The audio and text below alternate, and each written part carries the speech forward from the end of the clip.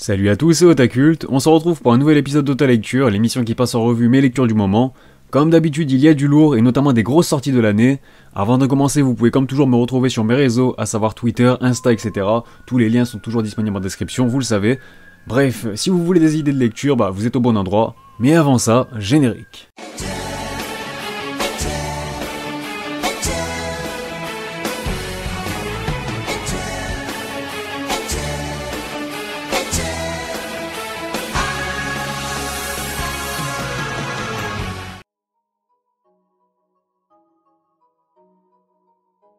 Et on va directement commencer cette série de reviews par mon dernier coup de cœur, à savoir Gannibal de Masaaki Ninomiya, un manga disponible chez les éditions Mayan avec 4 volumes parus à ce jour, tandis qu'il en compte actuellement 10 au Japon. Alors qu'il vient tout juste d'être affecté à Kuge, un petit village du fin fond de la campagne, l'agent de police Daigo Agawa se retrouve nez à nez avec un cadavre complètement défiguré. Les locaux disent que le malheureux a été attaqué par un ours, mais une trace de morsure humaine attire le regard de Daigo. Et puis, il y a cette rumeur, et si c'était vrai ? Bon, comme je l'ai déjà dit, c'est un coup de cœur, une véritable claque. L'ambiance des couvertures du manga avait suffi à m'intriguer car elle dégage vraiment un délire particulier. Cela dit, j'appréhendais quand même mon appréciation de l'œuvre car j'avais peur qu'il s'agisse que d'une simple histoire d'horreur sans fond dans laquelle on nous sert de la violence et du gore un peu gratuitement sans réelle pertinence. J'ai donc au contraire été agréablement surpris par le parti pris de l'auteur de nous révéler dès les premiers chapitres ce qui n'allait pas dans ce fameux village. Un village reculé semblant cacher des dingueries assez grandes, on parle notamment de cannibalisme, mais plus on avance dans l'histoire et plus on réalise que le malaise semble encore bien plus important. De ce fait, Gannibal aborde bel et bien le genre horreur avec brio, notamment de par le côté déshumanisé, voire même monstrueux de certains habitants du village de Kuge. Le style de l'auteur est absolument incroyable, c'est détaillé, précis, mais c'est surtout un style nerveux qui laisse parfaitement jaillir les expressions des différents personnages.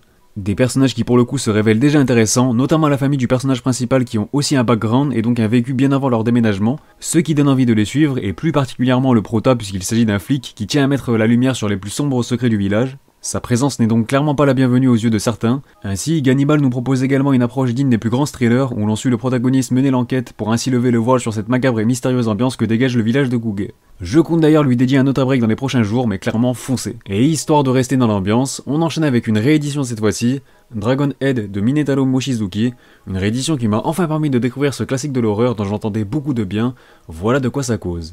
Lors d'un voyage organisé par une école, un train déraille dans un tunnel. L'accident dont la cause semble aussi imprévisible qu'insolite est si brutal que tous les passagers du train meurent sur le coup. Excepté 2 garçons et une fille, 3 rescapés se retrouvent enterrés sous les décombres du tunnel et sont désemparés en découvrant toute l'horreur de la réalité. Un huis clos angoissant se met lentement en place, montrant la réaction de 3 jeunes élèves face au chaos. Bon vivement le tome 2 j'ai envie de dire, le synopsis est déjà bien assez vendeur mais c'est très clairement un coup de cœur également, et je devais vous en parler depuis un petit moment. On suit l'histoire de 3 jeunes étudiants ayant survécu à un terrible accident causé par une catastrophe qui n'est pas tout de suite expliquée. De ce fait, c'est toute une intrigue mystérieuse qui se met en place, plongeant à la fois les personnages mais aussi les lecteurs dans une ambiance angoissante. Dragon Head étant considéré comme un classique de l'horreur, personnellement ce n'est pas de la peur que j'ai ressenti, mais bien de l'angoisse en lisant ce premier volume. Les personnages évoluent dans la crainte puisqu'ils n'ont aucune issue pour sortir de ce tunnel, c'est donc enterrés vivants dans l'obscurité la plus totale qu'ils vont peu à peu sombrer dans la folie. Avancer dans la peur, dans la crainte du moindre danger qui est parfois bien plus proche qu'on ne le croit. Minetaro Mochizuki joue d'ailleurs assez habilement avec le jeu d'ombre et de lumière pour créer une ambiance assez pesante. L'édition est en tout cas absolument magnifique, le grand format rend parfaitement honneur à cette œuvre emblématique et au style de dessin de l'auteur. Toujours chez Pika Édition, on va cette fois-ci totalement changer de registre avec Blue Period, un seinen signé Yamaguchi Tsubasa qui est toujours en cours de publication avec une dizaine de volumes parus au Japon, contre 2 chez nous. Une adaptation animée a d'ailleurs été annoncée en début d'année, prévue pour 2021, ce sera le studio Seven Arcs qui se chargera de sa réalisation. Yatola est un lycéen banal qui n'a pas vraiment d'ambition. Un jour, il aperçoit par hasard le tableau peint par une camarade de classe en cours d'art plastique, un événement qui va bouleverser sa vie et le projeter dans des sphères où il n'aurait jamais pensé entrer. Alors j'avais assez bien apprécié le premier tome, mais c'est vraiment le second volume qui m'a véritablement immergé dans l'histoire. Blue Period nous plonge totalement dans un monde artistique et technique, tout en restant largement accessible à un public qui n'est pas forcément calé sur le sujet. Le thème de l'art est abordé avec une grande pertinence puisque l'on suit un protagoniste qui va s'y intéresser petit à petit en découvrant un univers qui lui est totalement inconnu. Pour le moment c'est plutôt immersif, on a envie de suivre l'ascension du héros, un héros qui loue de grandes ambitions dans le milieu bien qu'il y ait encore beaucoup de choses à apprendre, ce qui lui offre également une belle marge de progression qui n'est pas pour me déplaire. Il y a aussi toute une thématique sociale liée à la pression de réussir ses études, de réussir par la suite sa transition vers le milieu du travail et donc dans la vie active qui est vachement intéressante. Ma seule réserve reste le style de dessin qui aurait pu être plus détaillé, plus soigné bien que les dessins fassent tout de même le taf. Pour le coup c'est totalement subjectif mais au vu de la qualité des couvertures je ne m'attendais pas à ça mais c'est simplement une appréciation personnelle. C'est loin d'être mal dessiné mais ce n'est tout simplement pas un style que j'attendais là-dessus. En tout cas, c'est une nouveauté qu'il faut suivre de près. On poursuit avec l'une des nouveautés les plus attendues de l'année, si ce n'est la plus attendue grâce à son excellente adaptation animée, j'ai nommé Kaguya-sama Love This War. Une comédie romantique de Aka Akasaka qui compte déjà 20 volumes au Japon, tandis que les deux premiers sont tout récemment sortis chez les éditions Pika. L'Académie Shushin compte parmi ses rangs les élèves les plus brillants sur lesquels tous les espoirs reposent. Un jour au BDE, la vice-présidente Kaguya Shinomiya et le président Miyuki Shirogane se rencontrent et tout laisse à penser qu'ils se plaisent. Mais 6 mois s'écoulent sans que rien ne se passe. Ils sont tous les deux aveuglés par leur fierté et ne cherchent qu'à pousser l'autre à se déclarer. Tout le plaisir de l'amour s'éprouve avant qu'il soit avoué. Tout d'abord, je vous rappelle que j'avais dédié un note break à son animé quand sa première saison avait été diffusée, mais ici je vais seulement aborder le manga. Et on peut dire que j'ai globalement la même appréciation de l'œuvre que cela concerne le manga ou l'animé. Kaguya-sama, c'est clairement le top niveau de la comédie, c'est absolument tout ce que j'attends d'une romance, pas de clichés, pas de niaiseries, pas d'histoire d'amour classique et linéaire. C'est tout le contraire, l'auteur nous prend à contre-pied et s'amuse avec les codes du genre, un humour efficace jouant sur l'ego de ses deux principaux protagonistes au fort caractère. C'est un délire de les voir monter des stratagèmes afin que l'autre se déclare en premier, et c'est encore plus drôle quand ils essayent de retomber sur leurs pattes lorsqu'ils font une petite gaffe. Ajoutez à cela le personnage de Fujiwara qui vient s'immiscer entre les deux avec un caractère totalement naïf et innocente, ce qui crée un décalage souvent très drôle également. Dans Kaguya-sama, il n'y a pas beaucoup de personnages au final, mais ils sont tous très bien développés, donc c'est pas plus mal. Il faut aussi savoir que l'anime n'adapte pas tous les chapitres du manga, donc il y a pas mal d'histoires et de chapitres inédits.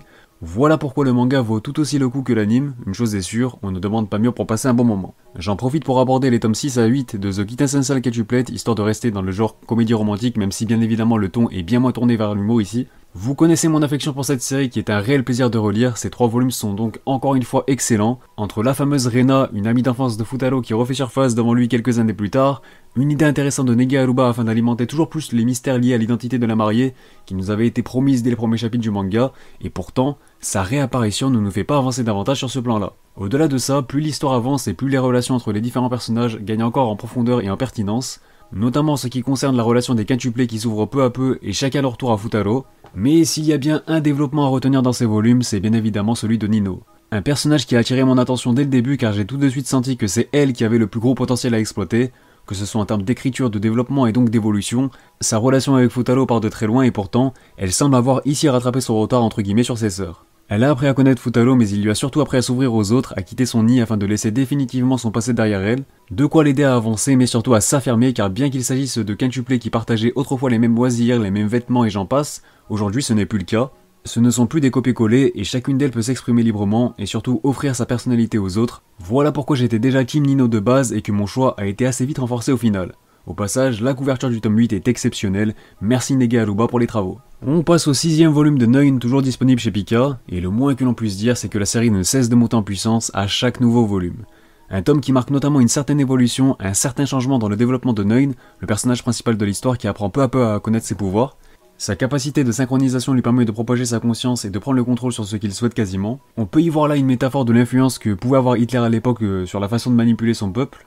Le personnage de Neun devient ainsi de plus en plus intéressant et c'est d'ailleurs la première fois qu'il est mis à l'honneur sur une couverture du manga, ce qui n'est pas un hasard puisque ce 6ème volume marque la fin de la première partie de l'histoire. Il va donc falloir prendre son mal en patience pour attendre la sortie du 7ème volume qui n'est même pas encore ressorti au Japon. Pour être plus précis, Tsutomu Takahashi ne l'a même pas encore terminé et le manga est actuellement en pause au Japon, ce qui vous laisse le temps pour vous y mettre et rattraper ce banger que je prends de plus en plus de kiff à lire, vraiment c'est une dinguerie. On continue avec le premier volume de Burn the Witch qui marque pour l'occasion le grand retour de Taito Kubo en France chez Glénat.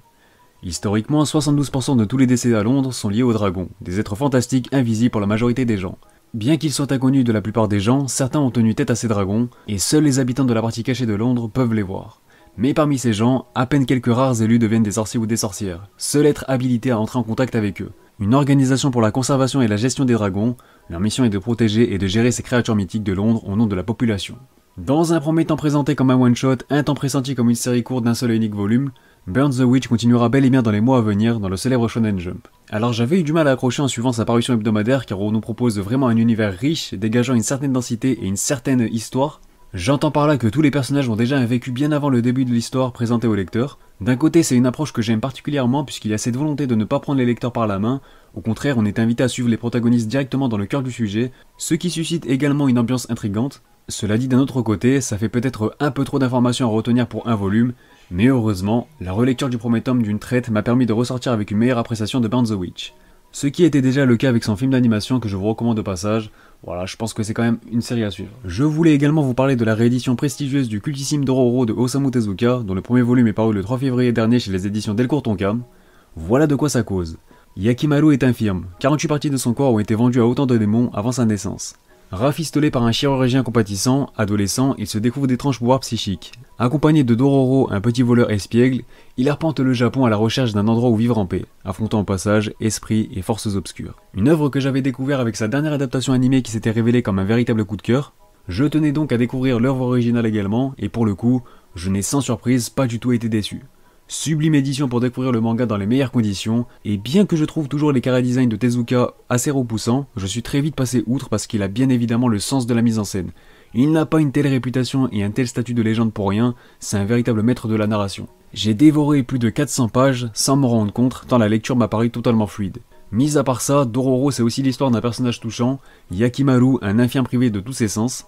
Mais peu à peu, au fil que l'histoire avance, il finit par retrouver son humanité en quelque sorte, un univers aussi entre des samouraïs, des démons, de la vengeance, le tout marié d'un petit côté historique mais aussi fantastique, il y a vraiment de quoi plaire, enfin bref c'est une série ultra culte, vous pouvez pas passer à côté. Autre sortie que j'attendais énormément, La déchéance d'un homme de Junji Ito, toujours chez Delcourt Tonkam. Yozo Oba souffre énormément du regard que les autres portent sur lui et ne comprend pas le bonheur de son entourage. La solution qu'il finit par trouver pour s'en guérir, se transformer en bouffon. C'est ainsi que s'écoulent ses jours à se vouer à ce rôle de clown empli de souffrance. Alors c'est un premier tome que j'ai trouvé assez difficile à lire de par les thématiques assez dures qu'il aborde. On découvre Yozo Oba, le personnage principal, un homme qui sera le narrateur de sa propre et triste vie. Incapable de comprendre les autres et de communiquer avec ses proches, c'est volontairement dans la honte et en se faisant passer pour un bouffon qu'il va se sentir exister aux yeux de son entourage. Il faut aussi savoir que ce manga est une adaptation du célèbre roman d'Osamu Dazai, donc je ne sais pas si ma gêne vient de là, mais le sentiment de ne pas lire une histoire de Junji Ito a peut-être impacté mon ressenti.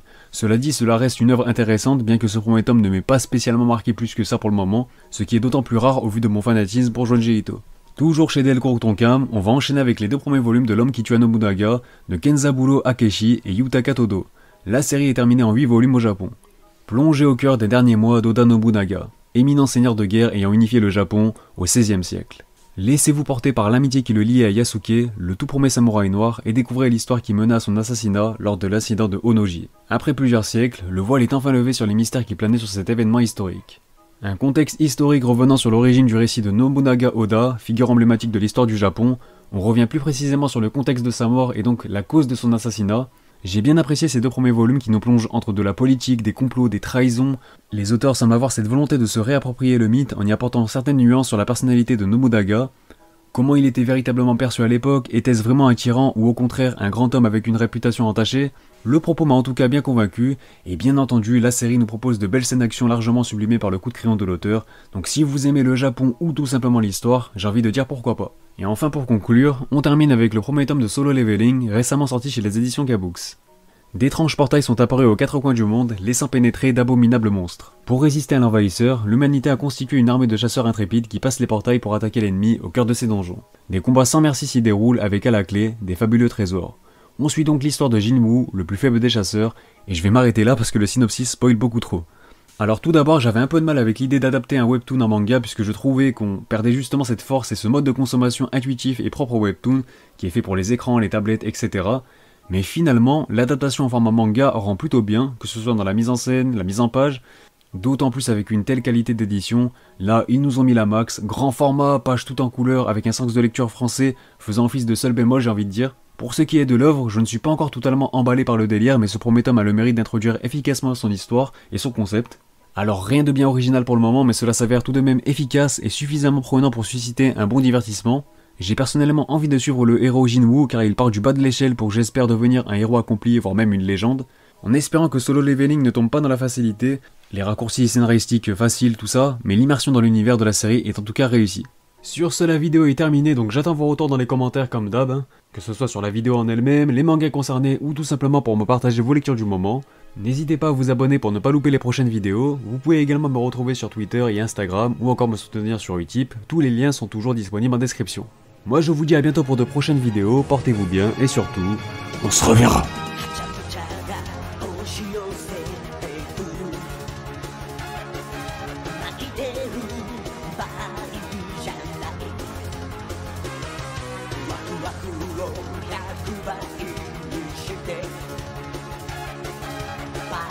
No, 主役になろう